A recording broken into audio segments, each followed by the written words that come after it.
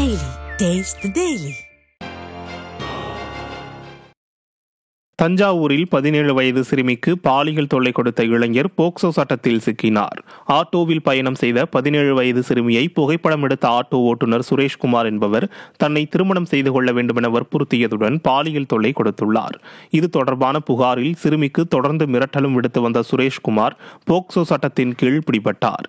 நிர்வாகத்திறனற்ற அப்பா ஸ்டாலின் ஆட்சியில் சிறுமிகளுக்கு எதிரான பாலியல் குற்றங்கள் அதிகரித்துள்ளதாக பொதுமக்கள் குற்றம் சாட்டியுள்ளனர். திண்டுக்கல் மாவட்டம் நிலக்கோட்டை அருகே சிறுமியிடம் பாலியல் அத்துமீறலில் ஈடுபட்ட காமுகனுக்கு ஆயுள் தண்டனையும் 1,10,000 ரூபாய் அபராதமும் விதித்து போக்சோ சிறப்பு நீதிமன்றம் உத்தரவிட்டுள்ளது. கருப்பு மூப்பன்பட்டியைச் சேர்ந்த 40 வயதான செல்வம் என்பவர் 2022ஆம் ஆண்டில் அதே பகுதியைச் சேர்ந்த சிறுமிக்கு பாலியல் தொல்லை கொடுத்ததை அடுத்து போக்சோ சட்டத்தின் கீழ் கைது செய்யப்பட்டார்.